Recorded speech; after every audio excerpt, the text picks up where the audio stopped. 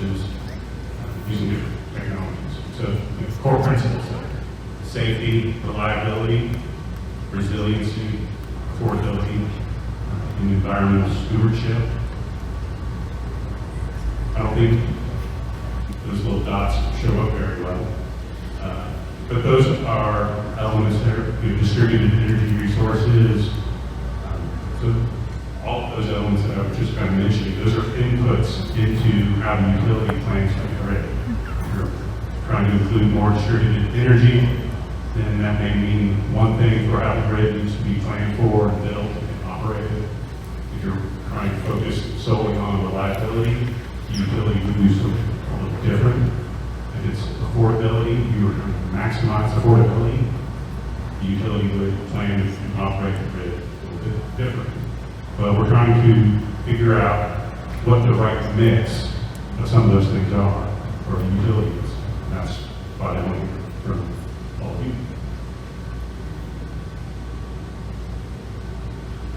Customer energy options. So, as part of the modern grid, customer can be a more active participant in the operation of the grid.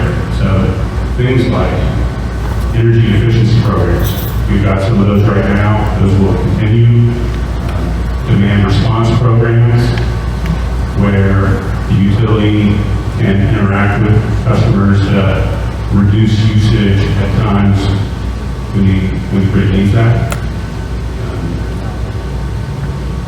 There's some other things, beneficial electrification. That's what we've been calling primarily focused on electric vehicles. But there's other kinds of beneficial electrification, like changing your hot water meter for gas, like the city, different things like that. Different rate options, distributed generation, again, that's things like solar panels, and customer-owned energy storage. So those are different options. So really, when we're talking about the community perspectives, what we want to hear from you is what do we need the grid to do and why? What are your values? What are your priorities? We want to hear those things. Again, everybody's going to have different takes on what's important to them. And then, we have the question, what would constitute a meaningful and welcome change in electric energy services? So, what's been your experience? How do you feel about your utility? And what needs to change? And so then we've got some other questions here. We'll come back to those. So I'm going to do a quick check-in with Scott. I don't know if our sound has been any better. It's getting better. Okay. We need to Dr. Larita Rice Barnes. So we have them. Hi there.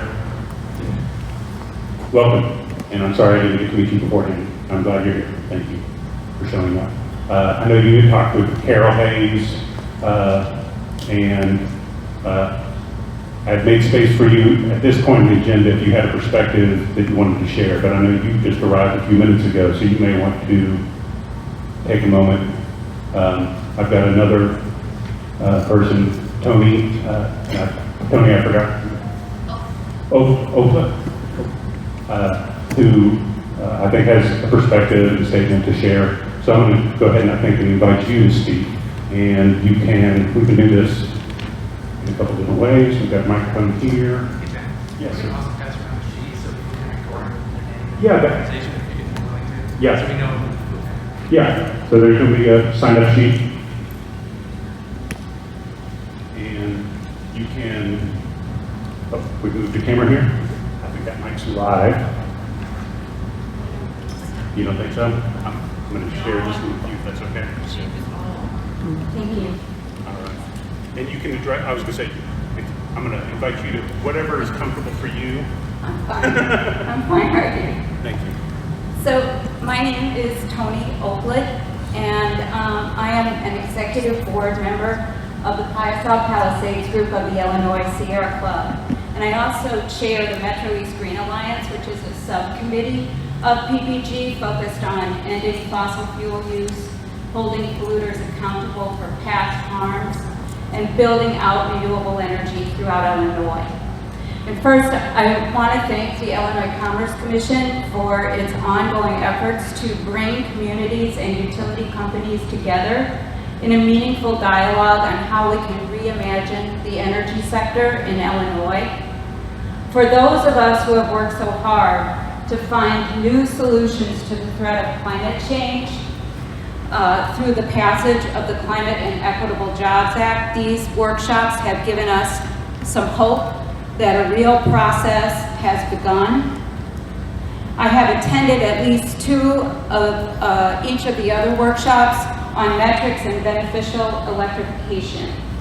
And I have learned a lot, especially about what communities really want and how they want to build their own energy independence and wealth, about their desire to ensure clean water and air and soil for their populations, and to bring real, long-lasting wellness to their families, their children, and for future generations. So for us, utilities must approach grid planning going forward in a way that prioritizes communities over profits. Thank you. I have heard from community members a lot, but unfortunately, I have not heard much from utilities. What I have heard from utilities is a reliance on fear to keep everyone in their place, to keep us in the past. Fear of rising rates, which will not, as they have stated, be due to the passage of CEJA. Fear of power outages, which already occur frequently in less affluent communities of color. And grid instability, which will only become imminent if we fail to build out clean, renewable sources of energy and fail to promote and put into practice energy efficiency protocols to stop energy waste. What I hear from utilities is that they would rather not give up their monopoly on power and wealth, even if this disenfranchises our children, grandchildren, and the future generations from a livable planet. They prefer to hold communities hostage to their fossil fuel-powered grids as a manor lord holds his serfs hostage to impoverished existences in service of a crown. We are tired, pardon the pun, of living in the dark. Communities want better, to understand the trade-offs, competing interests, and compromises made in determining grid plans. We want a seat at the table, and we want transparency in discussion.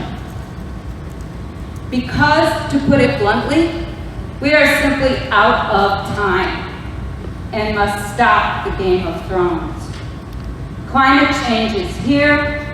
Pollution from fossil fuel is the leading contributor to respiratory disease. Clean water is drying up. The earth is heating beyond our capacity to turn things around. It is imperative that the society of tomorrow be able to rely on a clean electric infrastructure to live their lives, to travel, to maintain their homes, to learn, to work, to play, to thrive. What I want is for utility companies to rethink their end goals and put aside their hunger for massive corporate wealth and aim their technical expertise and resources toward the common good. I want them to come to the table willing to work with the rest of us, alongside the rest of us. If they don't, I fear there are possibly 2 outcomes. The first is that they will win, and fossil fuel will reign until their castle crumbles within our lifetimes. Or 2, we might overtake them, but without their help, we will never get what needs to be done accomplished quick enough. Neither outcome is a happy ending. So we can imagine a viable future for everyone if we shift our thinking and get to work together now.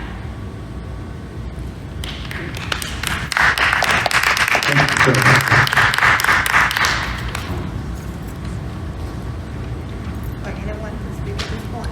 Yeah, No, okay. well, so, So, yes, and. Yeah, I think we're missing a couple of people. I think I would love to have you follow up. So yes, let's go ahead. We're going to shift things here. Yeah. I'm Marina Howard. There's no way I can follow the Sierra Club, but I have been following them for years. And they have been motivating and contributing to various workshops I've attended. I'm a community person, born and raised, member of the NAACP, chairman of the Environment and Climate Justice. I've attended just about every meeting that I know and have been identified as being a representative. I'm also a member of the Just Energy group with the Women of Faith. And we share what we can do in our communities. And I've learned some very interesting information. I'm here for that purpose because at 8 o'clock, the National NAACP is having another environmental and climate justice workshop where we're going to talk about what we're going to do in our communities as related to energy. And I'm pleased to be here. Hope to learn some things. You know, I think I know just a little bit, but not a whole lot. And I am here to be involved as a community representative. And I've been doing this for the last 5 years. And I've been all over from Baltimore, DC, attending these meetings. So I'm interested to see what ICC is going to be doing and what they expect from us as it relates to contributions. Thank you. Great, thank you so much.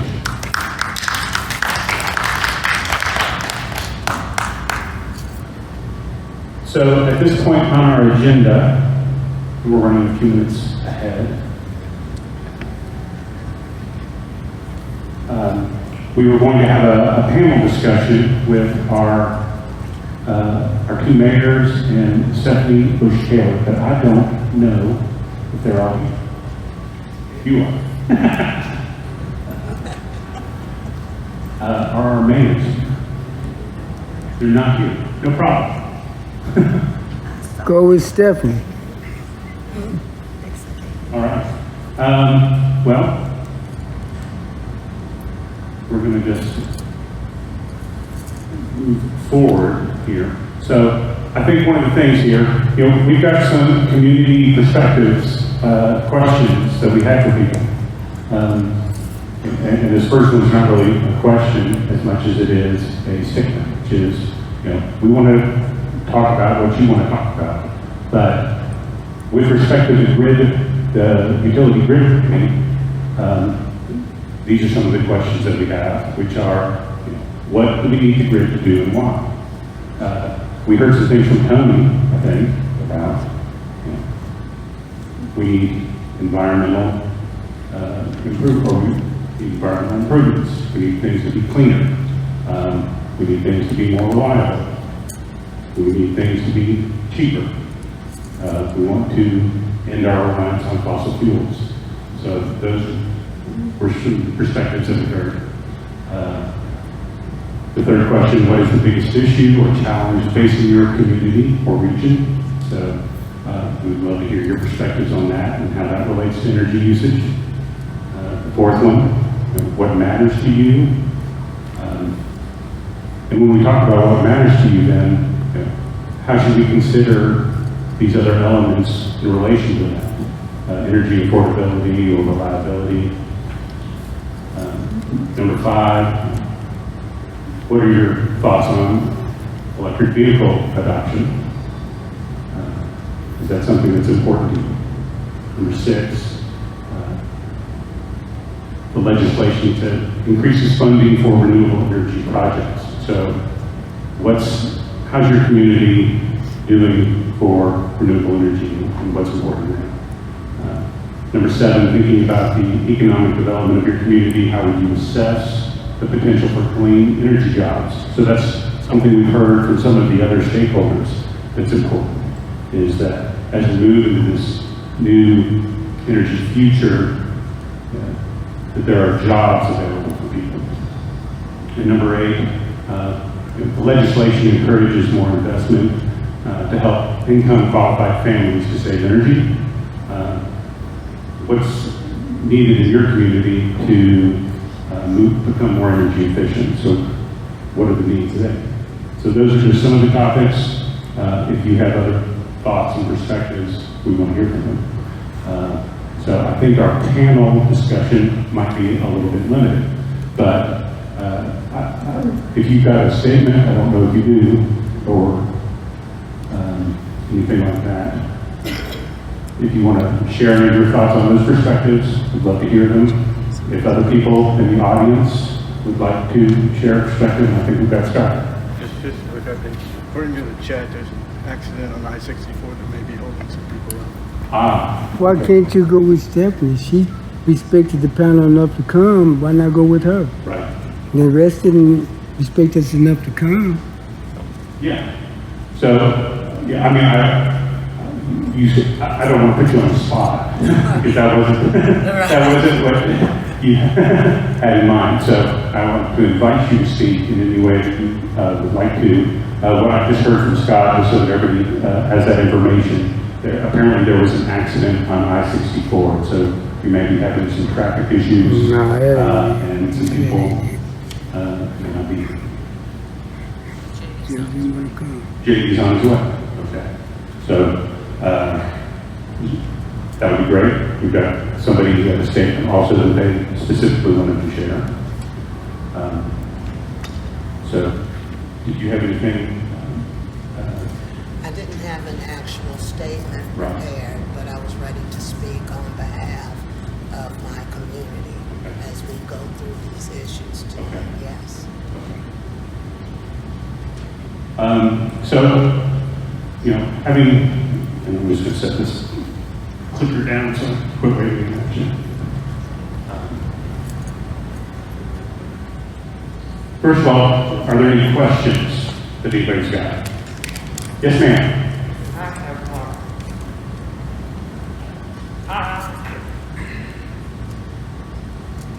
I am a community stakeholder here, born, reared, and raised.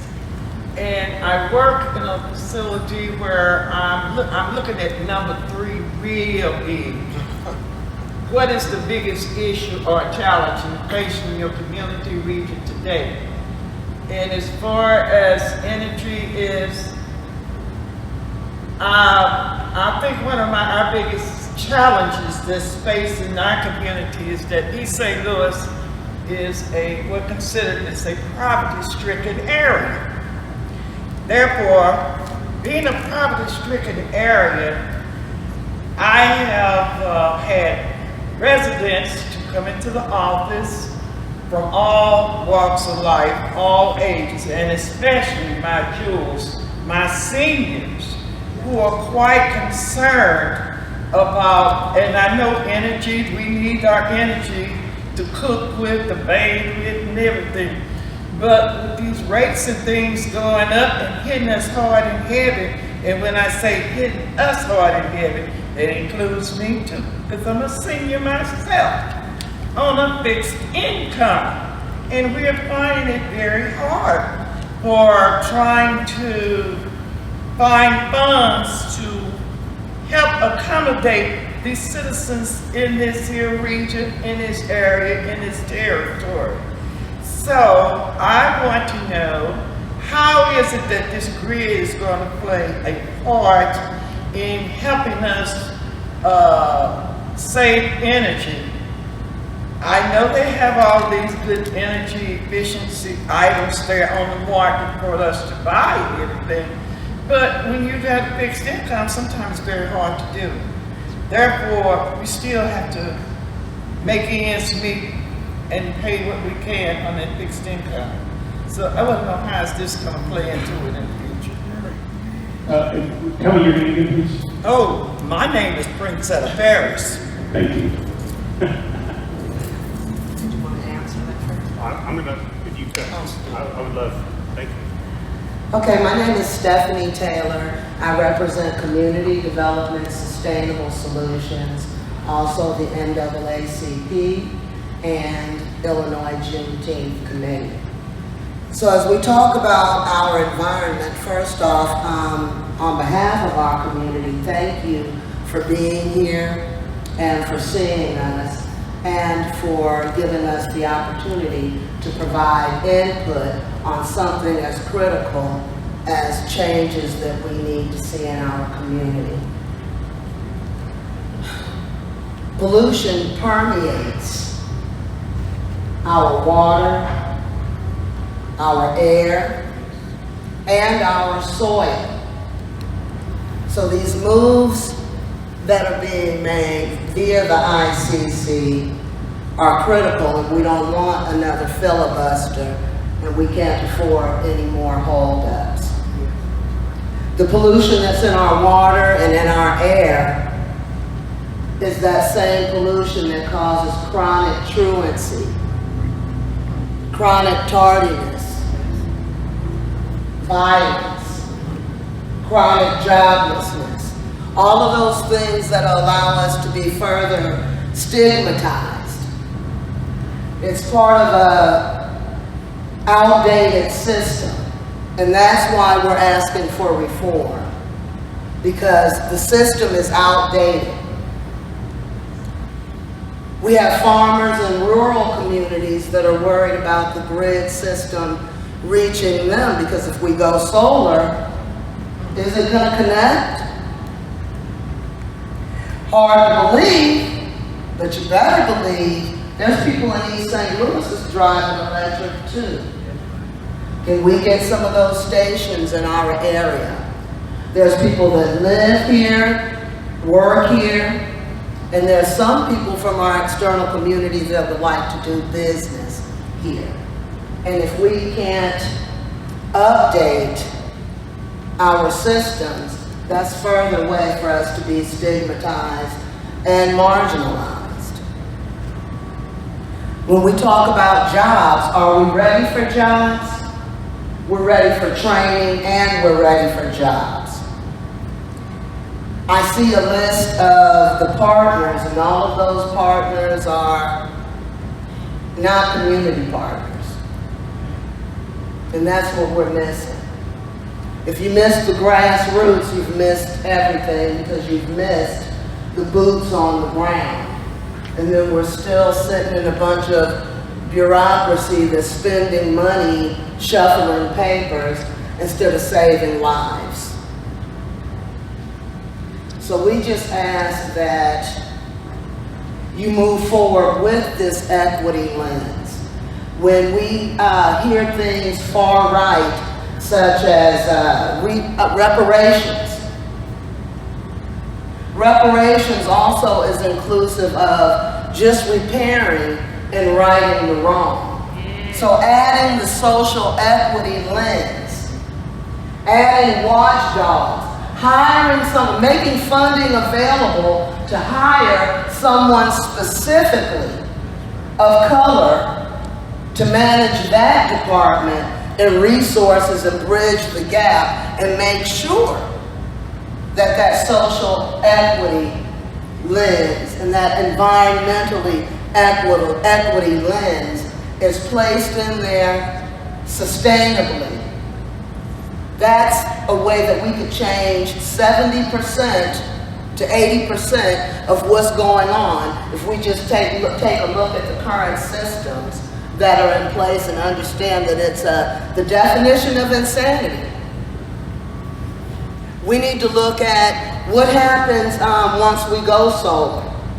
Can we get some hydrogen to back that up?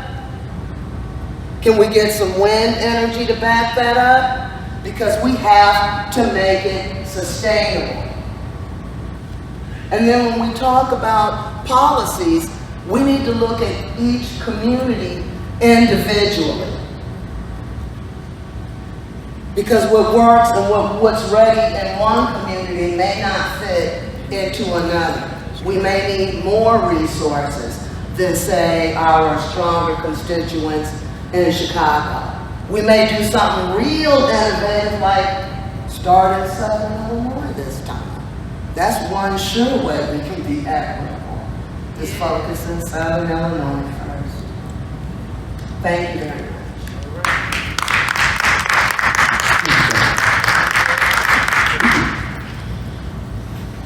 There were a lot of good points and issues there that Stephanie raised. Does anybody have anything that they want to add to anything that she had? I can add one other. Okay. Thank you. As I said, I've been attending these over and over and over again. What can we get out of this for our community, born and raised, as she stated, and a member of various organizations to include the Alcoa activity. I'm a community advisor there. So in listening to these, and one of the things that you mentioned, a myriad of things, and so did you, that has come up in many of these discussions that I participated in, is collectively throughout the United States, this is a United States activity on the Zoom that I get involved in, they're talking about electrification. And as I began to think about our community and electrification, I wondered, if I bought an electric car, where would I have to go to have it charged? So I went to the map and I started reading up on this and found out there's one in this area, and I hope I don't get the city wrong, Collinsville, Illinois. That's where I would go. So if I was one of the people in this community that bought an electrical car, what would be my connection? So on this grid, would we have a station that would provide for a hookup for our electrical cars if we decided we wanted to buy one? And that was my question. Great, thank you. And just so everybody knows, there was a workshop on electric vehicles and they focused on that a lot. And it's important to us as well. I mean, it's all part of the same workshop process. It is on here because it's something that comes to mind for a lot of people. And how many and how soon electric vehicles and where charging stations are located, all of those things impact on how the utility does its grid lines. So electric vehicle charging stations are, they can be very significant as far as the amount of load that draws. And so all of a sudden, there's several charging stations in place where there weren't, and they weren't there before. It's like adding a whole bunch of houses on wires that may or may not be able to accommodate that without some upgrades. So that's one of the things the utilities have to plan for. And it's not that it can't be done, it's just that those are the things that the utility has to figure out where exactly. It's important for people to have access to electric vehicle charging. Just one very, very important thing. Historically, underserved and underrepresented communities, we rush out and we're quick to complain, but we don't have a strategy for what it is that we're asking for. So y'all be honest about that. So therefore, the other piece in there would be education. Education, what do we do with these outdated structures that, I mean, we're bleeding out the nose paying these bills, but can we learn how to properly insulate windows? Just certain things that we would love to partner with Ameren on, to see about teaching our community ways to save money and be part of the solution as well as energy efficient ourselves. Yeah, thank you. And so I think that's a great feedback. That's something that I say something. Yep. All right, City of I think Champions. we've been a little kind with it. Let's face it. East St. Louis has the infrastructure to power electric vehicles. There's just not a lot of people in East St. Louis with electric vehicles. And so you have to go where your market is. If there's not a lot of people with electric vehicles, you're gonna you're going to have the charging stations where there are electric vehicles. So, you know, Ameren is a business. They're not in this to just be kind. They are in many ways that they put Ameren is next door to the new station on 46th Street, that's next door to us. You put efficient bulbs all throughout our building with no charge. Right. And so, if we want more electric charging stations in St. Louis, we have to start buying more electric cars.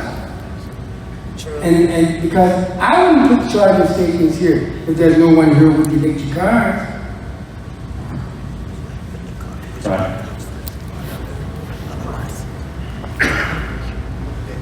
Just to show of hands, if there were charging stations, you know, do people feel like they know somebody, they themselves would get an electric car if they felt like?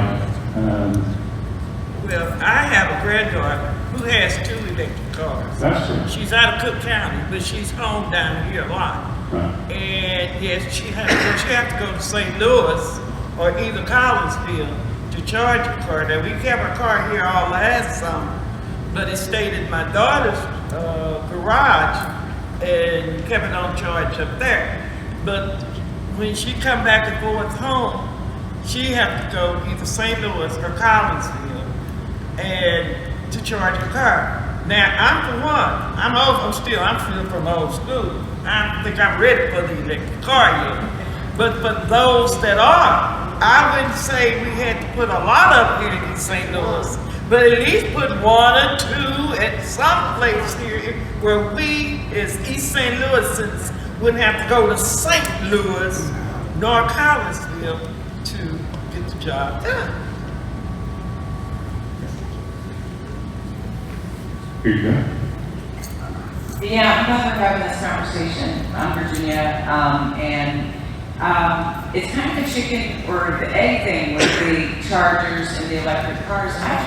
I really like, and I've got an old car. I'm thinking about getting a new car soon, but I do have some insecurity about how the charging infrastructure hasn't been built out, and that's the incentive for folks to go electric. So I think that's a really important part of having that reliability, knowing that you'll get the range if you need to take a trip or something.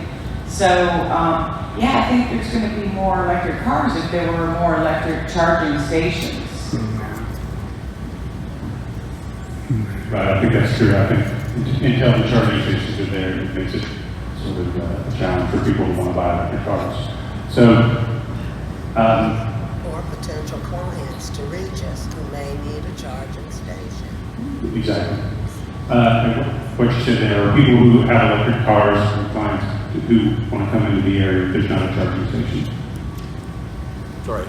I'm going to go ahead and let you. No, just a question. What you said a couple minutes ago, you mentioned that the planning for capacity in a given neighborhood is based upon what you perceive as the demand. And it seems like if that means you provide less capacity, that's locking that community in to being underserved. Because if I were a business and I was thinking about moving to East St. Louis, I'd say, I have a pretty high energy requirement. Can they serve me? And I check it out and they say, no, we never expected East St. Louis to turn around, so we don't bring much there. Is that part of the thinking? I mean, in the planning of the grid, I understand the engineering issues of getting this done correctly, but if that's part of that's kind of a self-perpetuating problem. So, just to clarify, I wasn't speaking about, I don't work for the utility, and I wasn't trying to speak for them. And certainly in the idea, in commercial areas and things like that, electric vehicles, there's capacity there. Well, I'm not talking about just electrical vehicles. I'm just talking about capacity to serve a factory or other businesses who might want to move into the neighborhood. Right, and so that is part of the planning process. Utility already has projections on what the load growth in areas, and they work with the communities to make sure that new businesses and things like that have adequate capacity. What I was talking about was when electric vehicle chargers start springing up, sometimes those are it's a new way of using electricity. Those charging stations can sometimes be in where the load was a little bit less, and all of a sudden there be concentrations of new loads that are outside the scope of what utilities are used to seeing as far as the steady change that they have expected in the past. So it's not that they can't do it, it's not that they won't do it, it's just a new way, and they have to think about it. Well, I'm still a little bit confused, because it seems like if you were looking to bring some, if you're looking to bring into the community, say, some solar panel manufacturers, or a shopping center in East St. Louis, brand new shopping center, are they going to have a limitation because the anticipation from previous decisions about what to bring to East St. Louis was so small that it's not going to support that growth? And what do you do? I guess another question corollary to that is, if that were to happen miraculously without the power being there, how long does it take to remedy that, to respond to the new demand? Yeah, well, when the utility is aware of a new need, they can do upgrades. So, and they do on a regular basis. That's part of their day-to-day operation, is accommodating new growth, whether that's putting in new wires or whatever. So your questions that relate to things like the businesses, industry, and jobs, those things are part of the current, utility planning process. Electric vehicle chargers is related to that, and they would deal with it in the same way. It's just that sometimes those things can pop up in areas, excuse me, and East St. Louis may not be, I would suspect that East St. Louis itself does not have a problem with what I was trying to describe. I was just more in a more general sense, especially like for people who are trying to get charging in a rural area, that might be interesting. So we've got a couple of statements on that. Get this over to you. Hi, good evening, everybody. My name is Marie Franklin. I'm a citizen, lifelong citizen of East St. Louis, Illinois. And already I hear the groundwork being laid for once again for us to be left behind and left without and disenfranchised and overlooked. And, here we are. They say it's a sign of insanity to try to do the same thing over and over and expect different results. Now, we pushed it, we fought it, we cried, and we bled, and got seizure passed, and now they want to act like they don't know what that means. Seizure means equitable.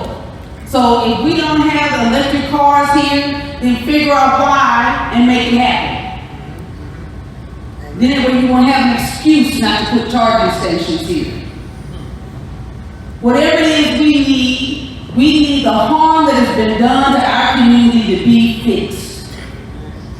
We know that environmental injustice has wreaked havoc over Black and brown communities, and the utility companies have played a part in those things happening. And let me be 100 with you. It should be telling that our mayor is not here talking and pushing back on these suggestions that, East St. Louis is not going to be ready. Well, get us ready. We don't have two heads. We want everything that other community wants, a thriving community. And whatever you need to tell us for us to get it that way, that's what we want.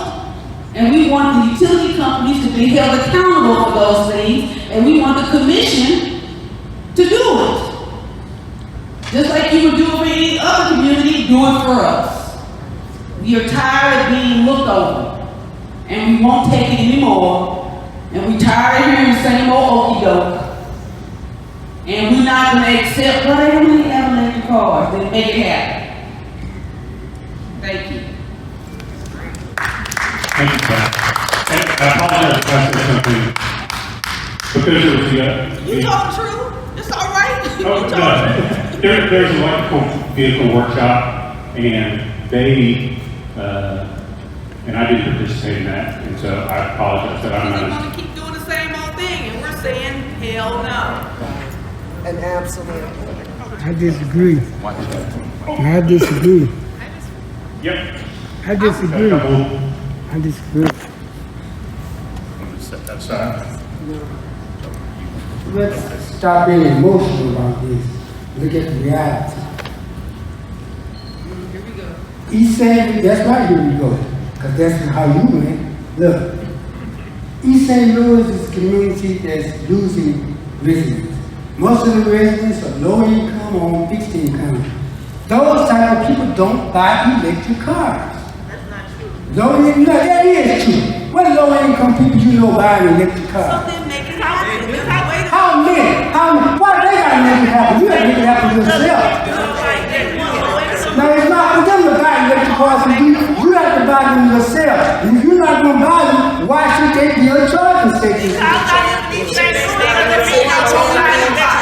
No, you're thinking emotionally, I'm thinking rationally. Low income people do not buy electric cars. We have an aging resident. They can afford them, so make it affordable. They gotta buy it themselves. You want to buy them, brother? You have to work to buy them for yourself. Make it affordable. No, you gotta make nothing affordable for you. You make it affordable for yourself. I think what we're talking about is ensuring that what doesn't happen here is continued marginalization. Absolutely. Okay? And you know, that's what we're talking when people about. want to bring a solution about poverty, they always want to talk about managing the poor people instead of redistributing the wealth. So let's do that. Let's redistribute some stuff so that poor Not people gonna can happen. afford electric cars. Not gonna happen. Then we won't have to have this conversation. So I Not guess gonna maybe happen. one of the fixes would be, again, as we roll out some of the solutions, part of that equity lens would be if we could start either at the same time in Southern Illinois or start in Southern Illinois first. When any of the other CEJA and solar initiatives went out, we went up there supporting CEJA, but supporting just what was implemented up north. So we still haven't felt the full effects of any of the changes that have happened so far. So what you hear from some of us is find a way to make sure that if you're gonna roll it out, do it in at least both places at the same time. Don't have us marginalized because again, we are talking about historically underserved and historically underrepresented. And you hear the moans and groans that causes them to bump heads today. So that's what we need you to do, to keep that equity.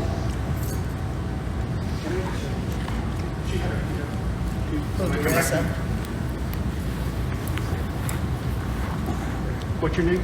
My name is Miss Davis, and I own Untitled Children's Garden, and I started a foundation called the Roy Miller Youth Foundation.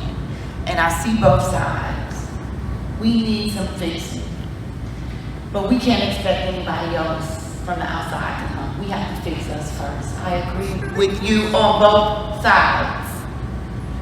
And also, we're talking about, and I know I came in on the meeting late, electrically car charging stations when I just had a problem finding a station to put air in my tire. So, we do need to roll things out more effectively, more efficiently, but we have to be sure that this is going to serve us and it is of some value. And it is true that most people in the city don't have transportation. That's why I started a community garden. I have students who live less than 2 miles from the school, but there is no transportation, so they have to be bused in. Maybe electrical buses. Something that we know we are pushing and moving through the city. We have to make this make sense. My students started my garden as a project. They wanted a Six Flags. They wanted a water park. But did I allow that? No, because it wasn't feasible. We didn't have the manpower. We didn't have the education on it. So I chose what fit us best and would serve as solutions to multiple problems. not having access to a grocery store, being in a food desert, Illinois being one of the most unhealthiest states, in Southern Illinois, one of the most unhealthiest regions. So we have to make things make sense. We're talking about charging electrical cars, and mind you, I couldn't find air for a regular car. So we gotta fix us within. We do have to come with some kind of plan or solution, because when the outside is coming, we expecting with our hands out everything from everybody, then still what does that I'm make? just expecting to do what they do for everybody else. We not everybody else. We gotta start with us. We don't need what everybody They else gonna fix needs. all these other communities and put effort into all these other communities and put And effort into ours. differentiation is always necessary. And we are in a underserved, low socioeconomic status community. I mean, we still have to look at the facts, and numbers tell us facts. So we just need to consider what's going on around us. What do we really need? What's really gonna work for us? And having everybody go out and get new cars, does it really make sense? Thank you, Sharon. I'm going to get to you. Let's see, you have a statement. I'm going to go 1, 2, 3. That's okay. I wanted to say, as a community resident, I think we can do more than one thing at once. We can throw a number of balls up in the air and work on them. When I'm representing this community on Zoom, and I'm listening to all these other communities throughout the United States, I'm saying, well, we could do that, and why not? Why? Number 5 really got to me, because there was a community in Ohio that was sharing the fact that they had gotten together, environmental and climate justice people, and encouraged the buses that took the students to school to go electric. And that's going to impact our air. We know we don't have the best air. Some of us can't really breathe, some of us on oxygen. We could go all the way down the line. Well, while we're doing that, we can do other things. Well, get your air for your tires, but we also might be working on getting the school buses, the companies that own these buses, to get electrical buses. I'm thinking for my grandchildren. If we don't start now, 10 years down the line, who's going to back us up? Who's going to have this already laid out so that their situation, renewable energy, everything will be in place? I put it out about electrical cars because other communities are talking about it. And I wanted to share what they are doing. Period. Thank you. Okay, so, What's your name? yes, my name is Hillary Scott of Day. I am a volunteer board member at Macedonia Development Corporation. My home church is Macedonia Baptist Church, the oldest African-American church in East St. Louis. I am also a business owner here in the city. I have Next Gen Industries, which is an energy design build firm. So I am extremely invested in this process. And so what I would like to make sure that we walk away with today, you as the ICC, Ameren, is for us to, because you've heard that we need really a master community developed plan, right? And what it appears is happening here is there's a lot of isolation operation, right?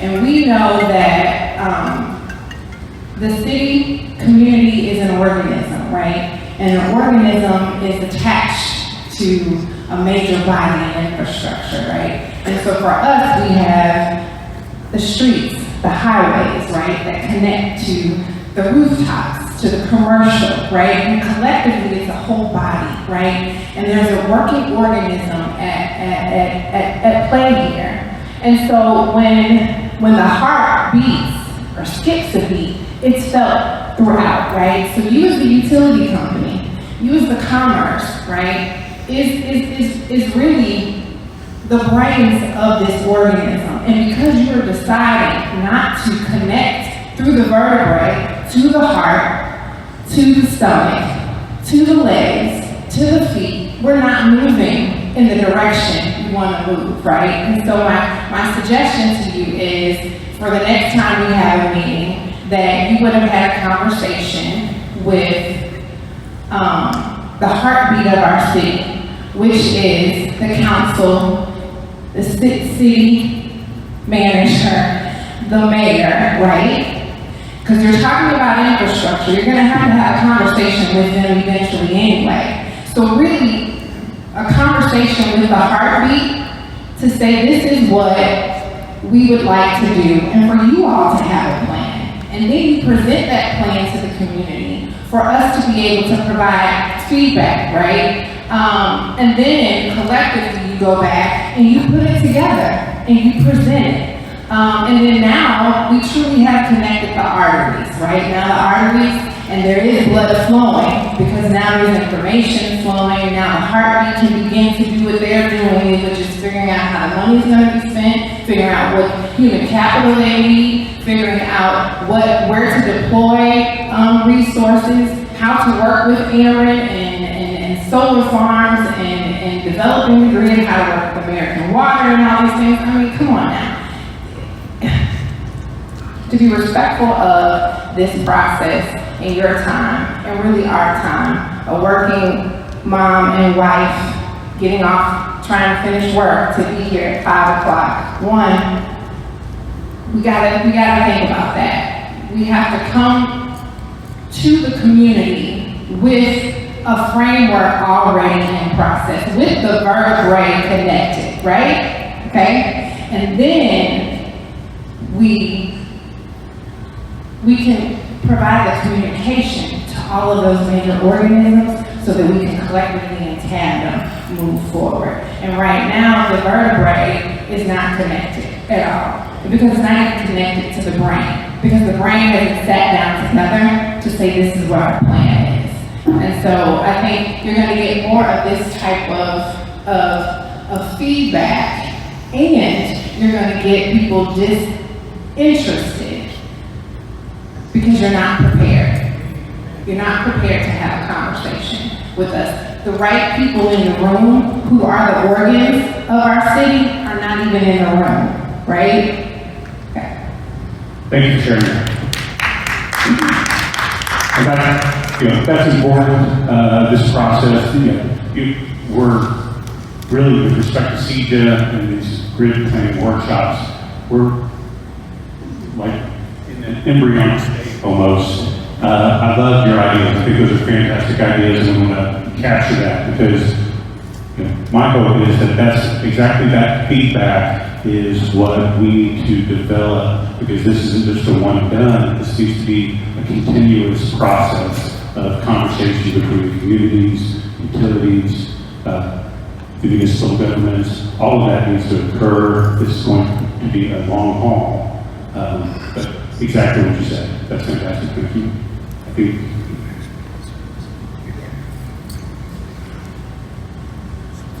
hello, yes, I'm Carol Rice, with the Metro East Organizing Coalition, and also a lifelong resident of East St. Louis, Illinois. We all kind of identify, we say, with the uproar that's in the room. One of the things is when we're talking about, when we even talking about the electric cars, one of the things, let me go back, because we are all in agreement that we talk about us and black and brown bodies, people of color in our communities are underserved, impoverished, and overlooked and all of that, and that's been happening for so many years. And so when you come into the room, you're saying that you want to provide something that you already, as I say, is already here.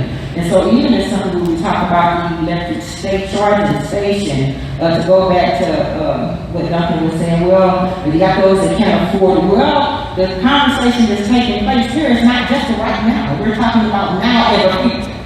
So if we're talking about the future, we're talking about if we want to bring these things here, so we want to bring here before, we don't have it. So we want to say, we want to have this charging station here for you. So if it's here, if you get the cars, it's here. We're imagining the future. We talk about our seniors. Our seniors that want to see some change happen while our seniors are still here. But then we got the grandchildren, we got the children to come. So these are things for them to come. We talked about in the era. We know that there are many issues in our city, not just our city, but in the communities of color, with the area, you can't get there. But these are all the things that we're speaking to about the powerful things that are happening in our community. So, what do we want to do? We want to stand together, we want to say what we need. Stephanie talked about in the other shuttle parts, the things that's happening there. So bring it here so it can happen here at the same time. We've seen it happen there. It's not doing us any good to come here and have pop. This is like have pop. It's not giving us what we need now. The station is here, it's here. So give us all of what we need, the things that make us feel like, and not just feel like, and not just say to us, we want to provide this for you, but it's not there. They don't even anticipate why. They're not anticipating because why? The truth of the matter is because they still see us as they see us now. The planning and the thinking was not that it's going to bring everything together, because if it was, we talked about 70 stakeholders that's even involved in this or in other places. Those that are here that could be stakeholders, but why? Because we have look like this, so we want to bring the change, to make the change that we need, bring it to the table now. Thank you for sharing. Amen. All right. I just wanted to check in with you. Did you have a statement or anything like that? I'm not trying to put you on the spot. Okay.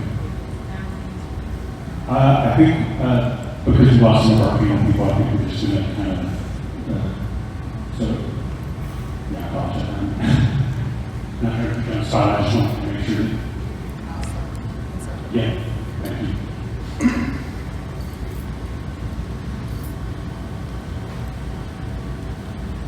All right. We've had a lot of good discussion around, we've heard that we need electric vehicle charging. We need a plan. We need the community needs to understand what the plan is and have some feedback. Yes, on the electrical vehicle charging stations. But I think more than just hearing the electrical charging stations, we're talking about the impetus that creates the possibility for the charging station. If training and all of that has taken place, then we should have already started on training last year. We need to get that going. And I'll start opening up some of these possibilities that allow us to empower ourselves. Hillary, you made a great point when we're talking about stakeholders being here. There's key people in this community that could have been contracted with even. Because again, even our route of communication, we could have made sure people were here, right? We could have made sure, but again, we can't keep doing things the old way. And that's what we're asking, to start opening up the same resources that have been open in Chicago for about 2 years, 3 years. How long, Sally? That's crazy. 2016. Yes, I knew we had been working a while, but that's crazy. Why is that not here? Which leads to why your emotion came well enough, because we know how long we've been doing it, and we're still at the point of what we are going to do when you have active people in our community who are willing to come to the table and come up with solutions. Ms. Davis, the gardens, we are trying to do things ourselves, right?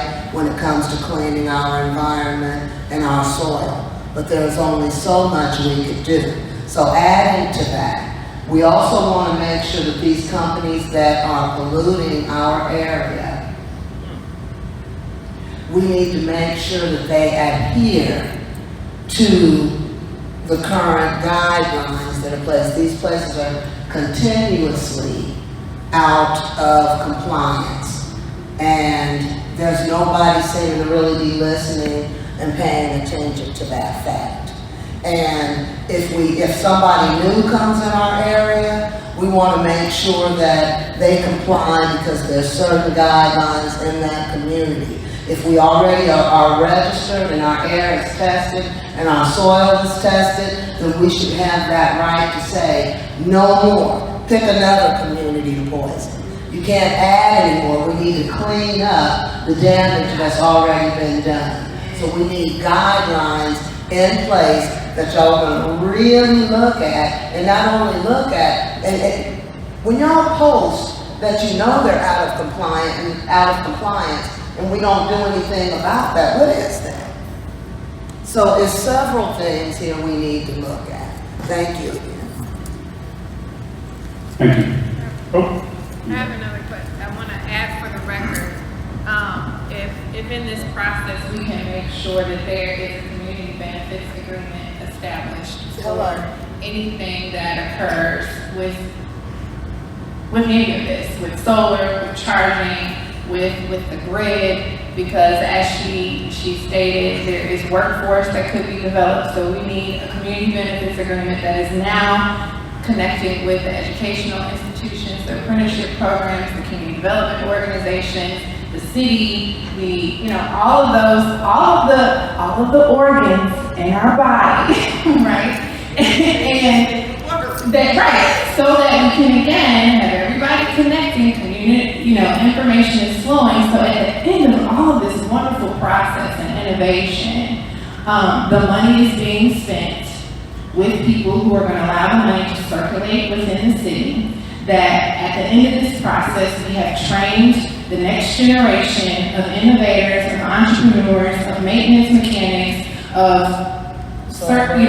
to sustain and maintain what we have just built, right? So that money stays in the community, so that those people are getting jobs at a rate by which they can afford to purchase an electric vehicle or two, to put solar on their rooftops, right? To put adequate installation, to build a mother-in-law suite on the bottom of their two-story house so that their aging mother can live and help take care and love on their children, right? So that our streets and roads, right? So now the city has revenue. So that's when I asked you, that's why she said it, where's our city leadership? Because the city should be supporting you, and the plan should be that we are building this infrastructure that's going to leverage the infrastructure dollars you have, so that all of these organs are operating and getting the blood flow and oxygen, so that we are moving forward.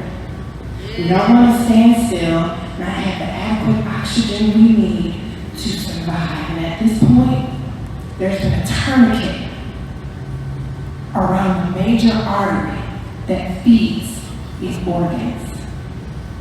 So we appreciate you being here to think about how to remove that tourniquet. And I really want to put on the record, we need to have a conversation with our city leadership. You need to really develop a plan with them. And we need to make sure there's a community benefits agreement before there is $1 spent. The community wants to know where this money is going and how this money is going to impact them. I want to make sure that's clear. I'm sorry. You're right. You got it. Thank you. That's great. And I think, and I'm just speaking for myself as a facilitator and my understanding, because we're a little handcuffed ourselves. I'm the facilitator for the ICC for a workshop process that was established to talk about the utility grid plans. Everything you said is right on, and that's, I do think that the municipal governments they've got a crucial role to play there to sort of be the connective tissue in your body metaphor there, sort of keep everything sort of tied together. Because the utility is important, but it's only responsible for so much. The government's important, but it's got what it's responsible for. The ICC is important. Its scope is only so much. So we have to figure out how to coordinate the community organizations, the municipal governments, the education system, for jobs, all of these things. I disagree. And so that's it. You disagree? Yeah. Look. When we get done with it, it all comes down to business, not no community effort, not no moral morality. It comes down to business. Ameren is a business. If there's not a community base for electrical vehicles, they will not install stations here. And that's the end of it. They will not install it. It's just like Walmart, Sam's, they don't build in impoverished communities. Why? Because the community base is not there. They know that you're going to drive out to where they're at. They know that the people with the electrical vehicles in St. Louis will drive out to where the stations are at because there's just not enough community base here. And we get them out of touchy, feeling, emotional stuff, it all comes down to business. And that's what's going to decide if you have a charging station or not. And you won't have it. Next year, you won't have it. If you after that, you won't have it.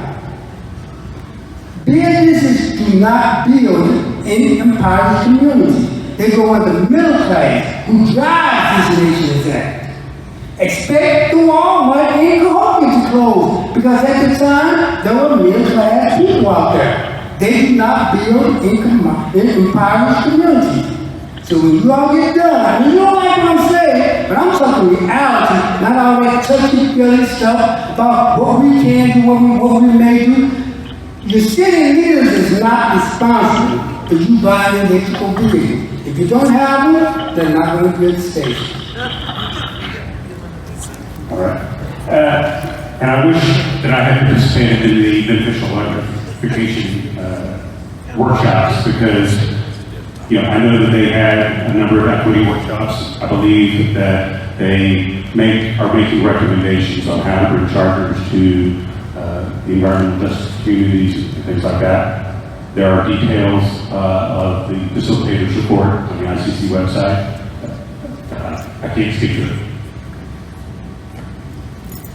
I want to thank you also for being here. I think it's wonderful. I appreciate all the comments I've heard from this young lady here and the other young lady. I feel impressed that something is going to happen. And this is what we need. We need you to follow up on these things. We need you as we plan. That's why you're here, to do the things that need to be done. It can't always be the same people all the time. It can't always be. We need to come together to do as she said. We need our leaders here. I wanted to say though, I've been here, like I said, when I started out, born, raised, grew, went to school, went to St. Louis University, came back to my community. All my family moved out, they gone. I'm one of those diehards. I'm not moving. I'm gonna be here. This is my community. All I have to say is, those of us who are still here, and those of us who have traveled outside into other communities, if they would come and just help build this community, it could be a downright out of sight. But one point I wanted to say is what I have learned, and I hate to say this, but I'm thinking it. If you give me permission, I'll share it. By the time I can count the meetings I've been to in this community, with the various mayors, precinct committees, senators, representatives, getting on buses, getting legislation, getting changes made. By the time we get ourselves together, the decision is already made. There you go. They made the decision. They know what they're going to do. And they're sharing to say, look what we're doing for you. Look how this is going to change. It's a little bit of sarcasm there, but I'm just sharing my years of experience going to these meetings. And that is, they already got the plan. That's not to say we cannot affect good. We cannot change some of the plans. And I'm glad to see that you're here. Right on, sister. Just briefly, I do want to say thank you as well.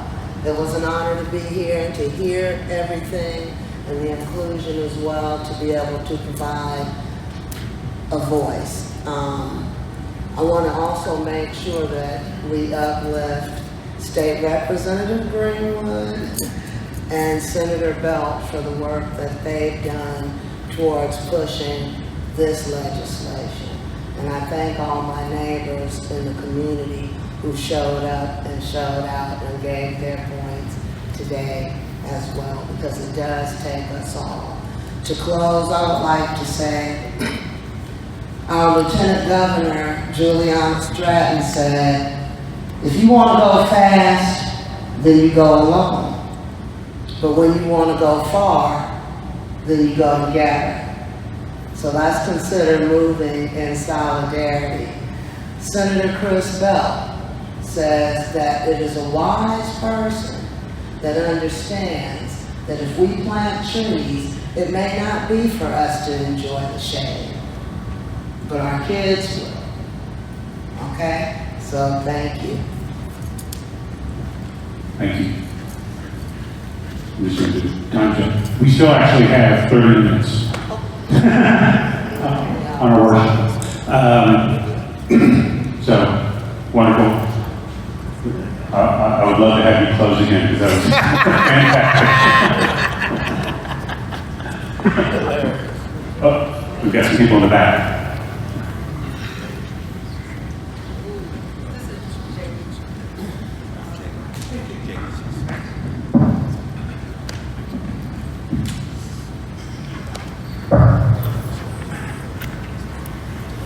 Hi everybody, I'm sorry, I was supposed to be here early, I came in a little late, but I do want to say, my name is J.D. Dixon, I'm the Environmental Justice Organizer of the United Congregation of Metro East. Now I've been sitting in on the ICC meetings, workshops that's been going on, and I just want to do one highlight that, yes, in the past, I've heard some of the comments from just coming in the past, yes, there has been the premise, you know, the black communities having to look up when it comes down to these grid, when it comes down to these grid plans, when it comes down to black communities, electricity being cut off for an extended period of time compared to other communities. And in these workshops, I will say, sitting in them, we are advocating and fighting for that, for this grid to address those equities, but those equities have to be addressed through the power of the people as well. That's coming together and getting involved in what's going on. And this is the opportunity for that. And through doing that, through contacting the museum and just getting involved and knowing what's going on, that's how we're able to get this great workshop going and get the community involved in to change those past practices that were going on and bring true equity into the community. And to just further address those statistics, that is the way to do it. That's the way where we will be able to have our electricity, have a grid that is favorable to, I mean not favorable, but equitable to the black community, because one highlight that doesn't even keep us said, and I do want to mention it, is that in East St. Louis there is no hospital.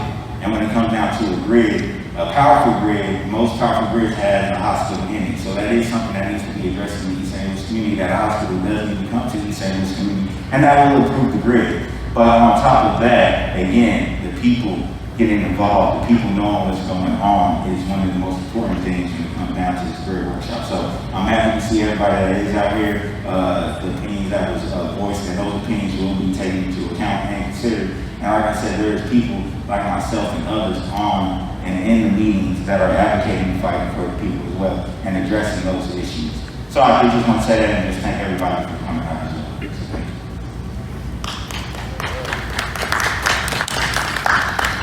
Thank you. So we've heard a lot of, one of the things that this workshop process was intended to do was to sort of gather this community input. What are the needs? And we heard, on the one hand, we heard the idea that, we need to have the utilities, the community needs to have a plan, and kind of share that. There's the other perspective that if we wait too long, then the plan's already made, and that there's no opportunity to change it. So certainly, this may feel a little bit messy. We've got a lot of ideas. The workshop process that was built and designed for CEJA has been something that's been very fast moving over the past few months, with a lot of moving parts. The commission is only now really beginning to sort of process a lot of the outcome of some of these other workshops. You know, I mentioned the beneficial electrification workshop where they talked a lot about electrical vehicles, including buses. I think that was something that was mentioned. The charging stations, the issues around that. There's other workshops that have occurred around the rules for interconnecting new solar so that we can move away from fossil fuels more readily. And then, of course, this, I think, is the last workshop process that's still ongoing, but we're wrapping up in the next couple of months. And it's very apparent, everybody feels like, we want change now, and that's true. Some of these things are going to be a much longer term change process, but hopefully, the outcomes, or at least the future outcomes of those things will be at least sort of mapped out. People will be able to reflect and see what the changes are going to look like so that they can understand what the plan looks like. And I think that's one of the goals of this workshop process and the legislation was to gather this input and allow the utilities to develop plans that reflect the needs of the community. But even that, those plans themselves are not going to be put out until next January. So, as much as we want to see change now, the electric grid is a big, complex machine, and it doesn't turn on a dime, unfortunately. I think there will be some of the issues that we've heard today. Some things are going to be a little bit easier to accommodate. I just wanted to say that just because I want people to understand the process and to not get disheartened, really. Because I do think that the legislation and the way it's laid out is fantastic, and it's going to really help communities. Awesome. Greetings to everybody.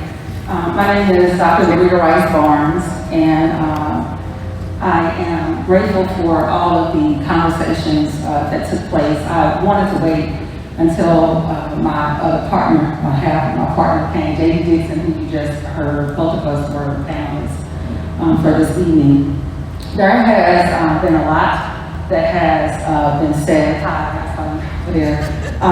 That has been said tonight, and I want to just kind of comment on one of the last things that was said about the plan already being in place or laid out. And as I was sitting there, I considered what happens in most cases as it relates to urban communities is that most oftentimes the plans are already made, and by the time it gets to the ground, it's already in place and set out, and the people's voices have been left out. Right now, I am actually preparing to graduate from school May 20th. My purpose of sharing that is, in my thesis, I'm writing on, one of my chapters is the racialized history of East St. Louis. And when I think back on the intentional structural racism that has perpetuated throughout our community, I would be remiss not to bring that up, but also I'm grieved in my spirit when I do enter into rooms when the conversation comes up about Black people that says, well, you need to get yourself together, and you need to know how to work, and you need to, and I'm thinking about the 40 acres and the mule that was promised to us that we have yet to get, and the reparations. People cannot get what you have been intentionally deprived of. We owned the electric car. We got rid of it almost 2 years ago, and there was not a charging station here in the community to do it. I think that when you build business work two ways. You have where when you're looking to do a business, you do your research and all of that to see what the people want, you do your needs assessment, blah, blah, blah. And then you decide where you want to set up camp. The other thing is that some businesses set themselves up and they are successful, and it's a drawing board to get people to come. Some neighborhoods, they build houses in the middle of cornfields, and people migrate there, so it kind of works twofold. As far as the grid, we did a lot of work around when the COVID-19 response with the schools and things of that nature, because of internet access here for our students and our families. Obviously, it takes having electricity and a number of things to be able to acquire that. When we have power outages or transformer blow up and all of that, we don't want to be the last to receive service, and our services coming up. And so there are some things that happen in urban communities where you are kind of left behind, and there is a need for a lot of infrastructure there again that have been intentionally destroyed over 150 years. And so it didn't just start now. And back to Hillary, as you were saying, there is a need for leadership to be here. Now, I saw the mayor's name on there. I don't know if you guys actually communicated with him or not, or why he's not here.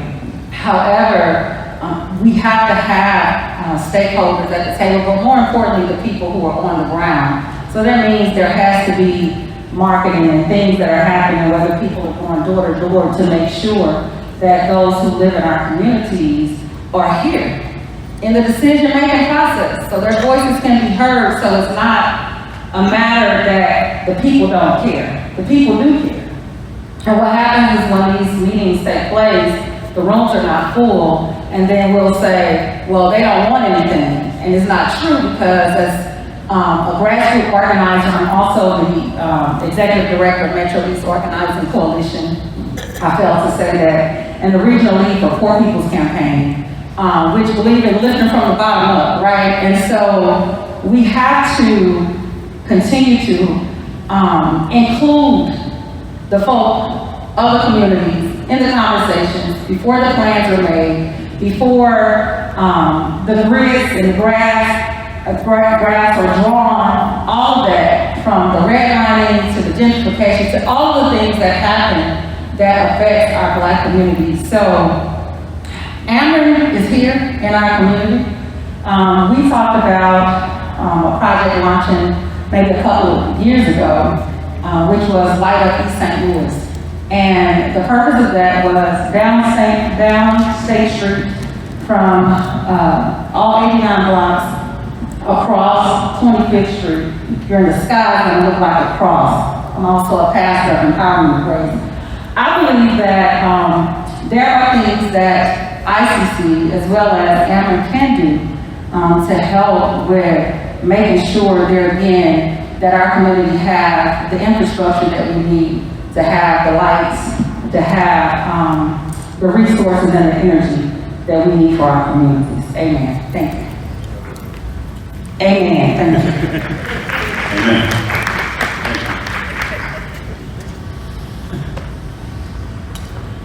All right.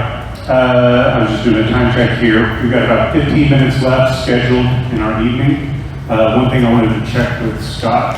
Do we have any comments or questions from anybody online? There was one comment about how that you can actually put a charger in your garage. Right. Thank you. Right. So there was a comment online. You can put a charger in your garage. You can plug in your garage. That's not available to everybody. Not everybody has a garage, right? A lot of people, their living situation, that works in the suburbs, but that may not be the case, for the neighborhoods where people live here in St. Louis. So there are challenges. You may not have a garage. You may not feel like you can leave an electric vehicle plugged in at your house. So those are challenges, and the charging infrastructure needs to reflect the challenges that the community has and where they're at. There was a question that I had, if anybody wanted. We talked a little bit about clean energy jobs. That's an important piece that was called out in the CEQA legislation. And we talked a little bit about that. Hillary mentioned that. I guess my question is, does anybody have any ideas, what are the ways for the community to help prepare for clean energy jobs?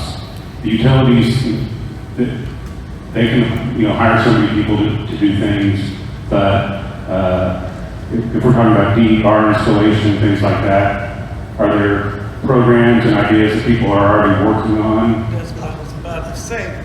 It'll be nice if, as part of this legislation, if you had an educational component in it, where it could benefit our community a great deal in training. See, a lot of young people, they don't want to go to college, but they got some vocational skills. So this is one way that we can help ease that pain right there.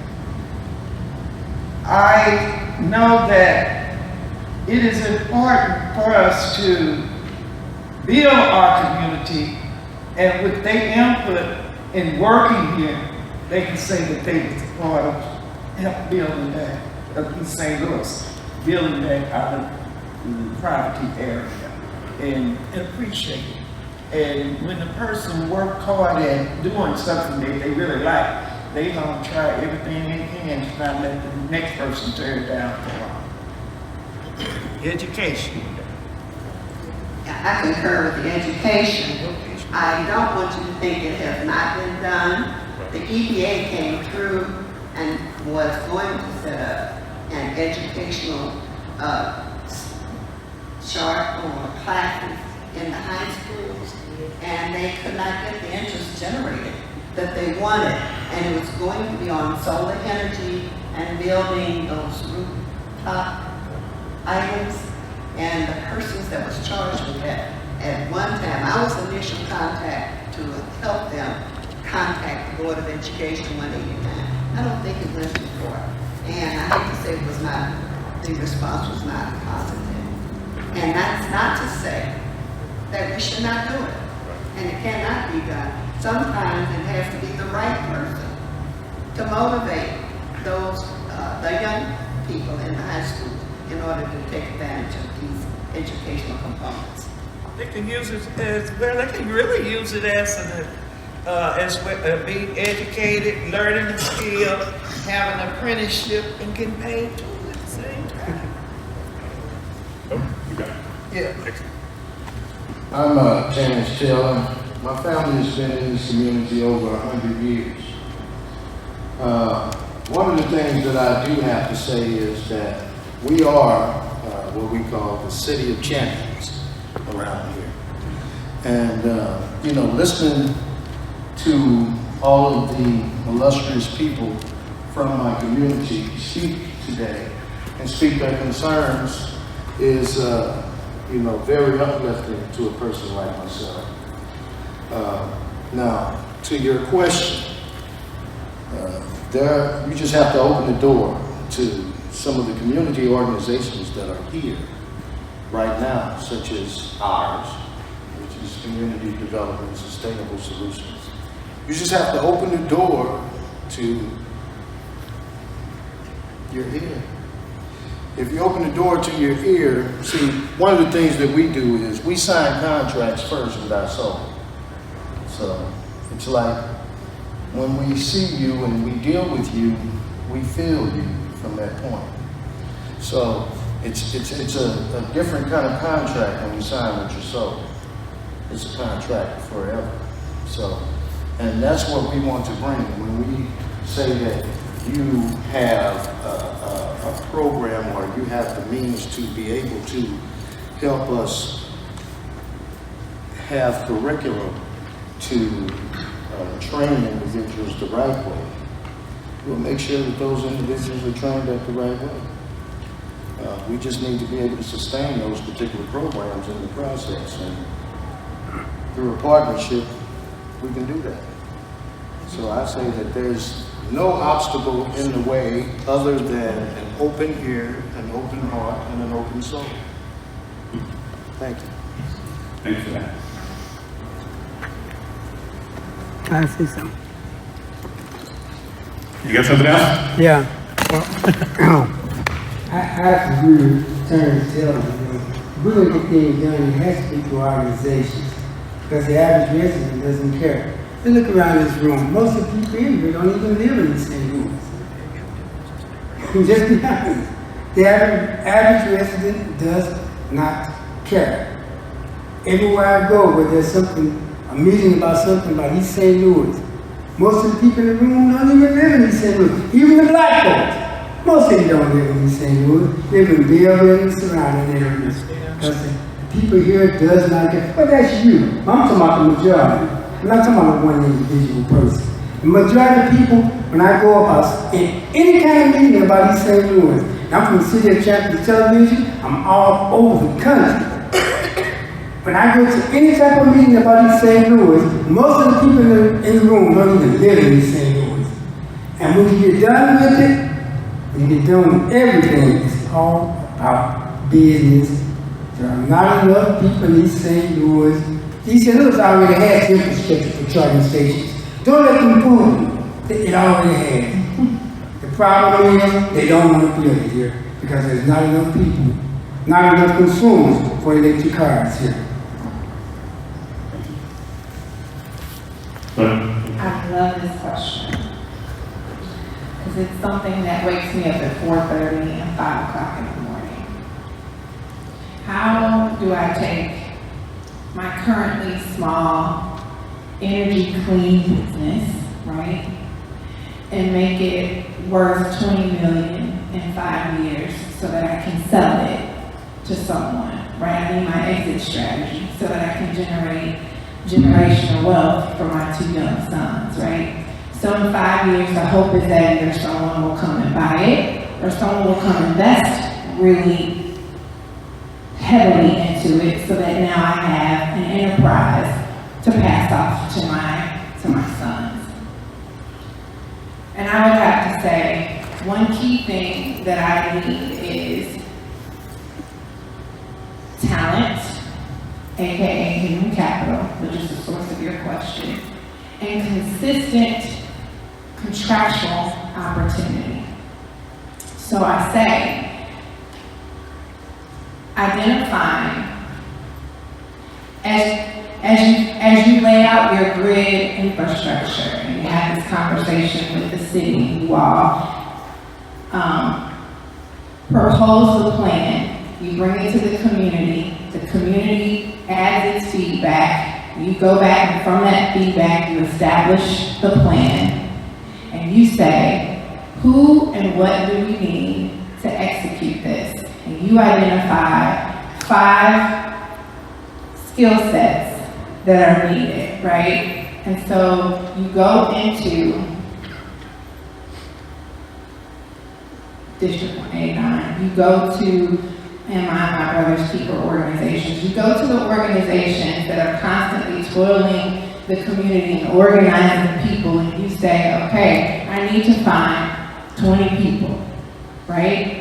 And you take those 20 people and you put them through and provide the training they need. And then you marry those people with the businesses who provide that. And then you make sure that those businesses have the contractual work so that they can employ those people. And I guarantee you that from being in a family business, a black-owned firm, I hire people who look like me. And I provide things that necessarily other companies who are governed by people who don't look like me would not provide, right? There are things that I do that others may not do, right? And so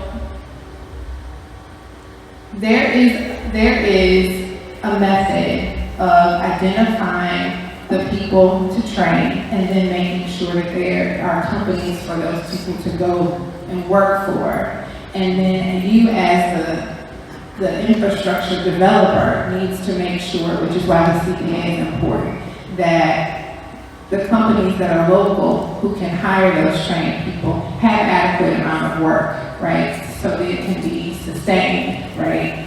And that we can have the economic dollars circle multiple times in the community. And so that will require organized labor sitting at the table or not, or figuring out a way to work around unions and organized labor, right? So that they create an environment that makes it, one, affordable for us to do this development, and then two, able for the businesses to operate, right? Because they can make it difficult. They can make it difficult for a project to pencil out, and they can make it difficult for business to operate. And there are plans. My nonprofit has a plan for your question that we paid someone to put a plan together. So I would love to be able to share that with you at a later date and time for us to connect, to be part of the solution. Great, thank you. That's some perspective. All right, we've got about 5 minutes left in our scheduled time here. I feel like we've had some great input. We've had some passion. It's been nice.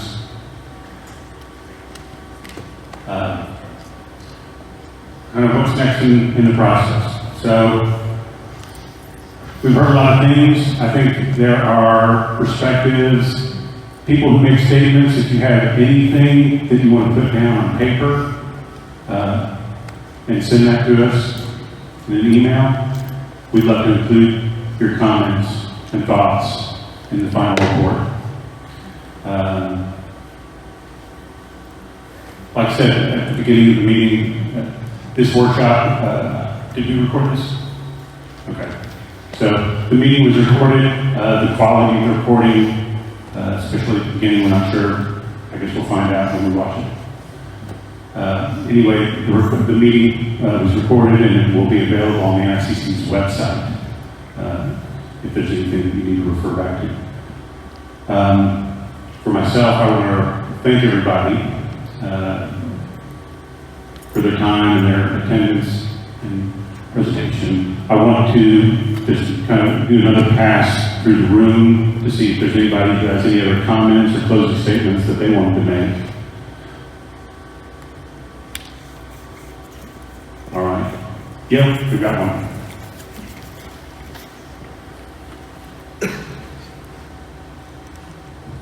I just want to say thank you for coming and allowing the citizens of East St. Louis that wanted to come out. As the gentleman said, many of us do not live in East St. Louis, but we're from East St. Louis, raised in East St. Louis, and we're committed to coming back to serve East St. Louis. So that's one of the things I said when I went to school. When I get a degree, get a job, I'm going to come back home and give back. Because that's what I've been doing. But I think these kinds of meetings are nice to allow individuals to vent. I haven't said anything because I knew, as I sat here, that this is part of the process. Whenever there's something big that's going to happen, they allow the community to talk and to ask questions and to vent. But that doesn't necessarily mean that it's going anywhere. I've heard a lot of intelligent individuals speak from various organizations. And my name is Robin Carey Boyd. I happen to serve as the president of the NAACP, the local branch, 3013. And one of the things that we focus on inequities for people of color, that would be us here in St. Louis. And so, with that being said, there are many organizations. So, we have basic infrastructure. We can educate ourselves on the issues. And it's up to us to come together and make a difference. We already know, no pun intended, Ameren has the power. So we just have to come in and have ourselves educated enough to ask for what we want and stand on it. And I think that we can do that. And again, I appreciate you all coming in and providing this forum for us We look forward to more of them so that, again, we can share the information that we have and be able to take away some information. So if we go back to our organizations, we can strategize so that we can make a difference for ourselves. So again, thank you. I think that was, you said some things there that were really important.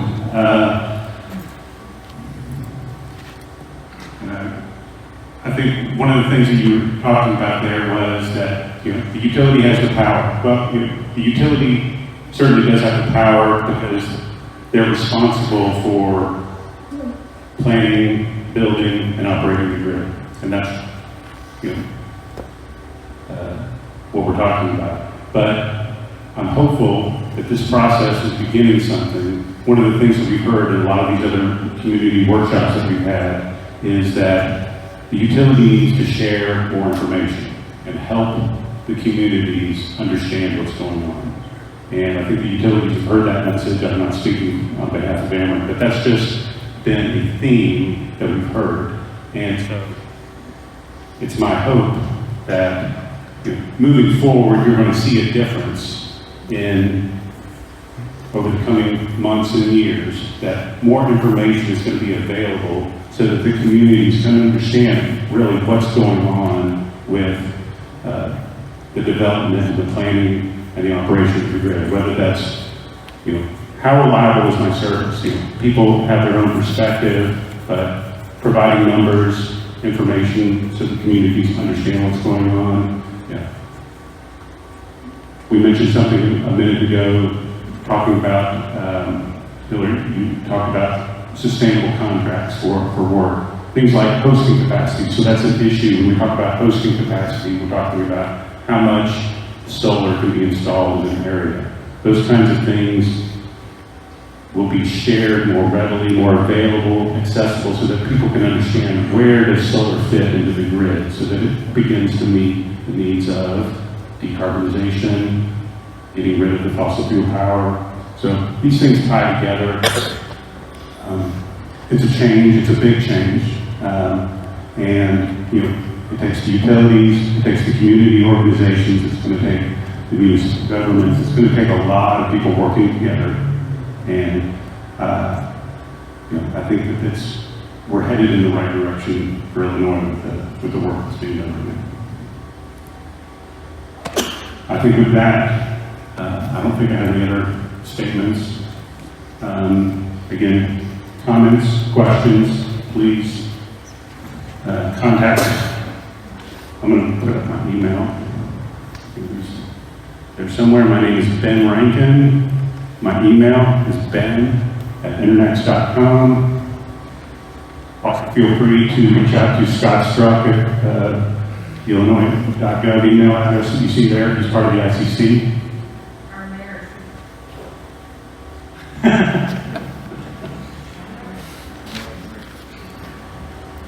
Thank you. I know the extra craft products. So I want to apologize for the citizens for me being tardy. You know, but I was triple booked today.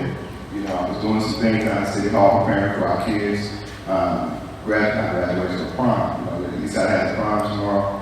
So we're doing a free prom event there at City Hall and doing some other things for 618 days and others. So I was triple booked. So please forgive me because I'm normally on time and I'm not very tardy. So please forgive me for that.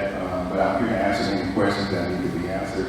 You know, and we stand in unison with Ameren and things and the great partnership that they have provided with us.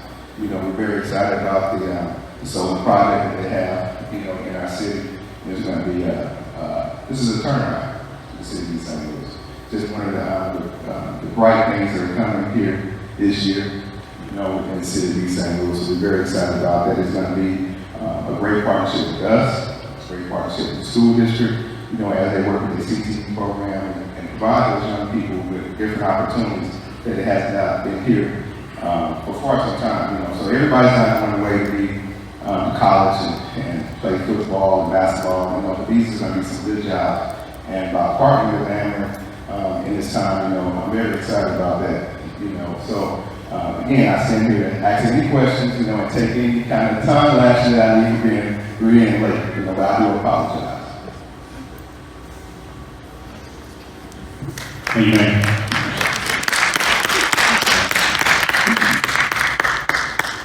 Does anybody have any questions or issues they want to raise with the mayor? Let's keep it brief because we're working for me. Okay. I am as a citizen pleased to see our mayor here. I've already spoken, but he did not say he's going to have a town hall meeting. And this was an opportunity for others to know. So then we can ask him questions. This is on. So you're absolutely right. So there is going to be a town. State of the City address. State of the City address is going to be May 26th at the Higher Learning Education Center here in the city of East St. Louis at 6 p.m. So I'm looking very much to seeing you guys there, the citizens, corporate citizens, and everybody that's around there. We got a lot of good things that's happening in the city of East St. Louis. I don't know how many people see their newsletters yet that we mailed out in the city, highlighting some of the things that we're doing. So this is a good time to be in the city of Champion, city of East St. Louis. So I'm really excited. May 26th, Higher Learning Education Center at 6 p.m. All right. And I think with that, we will call the meeting adjourned. Thank you all so much. I was so glad to be here and talk to you tonight. Appreciate it.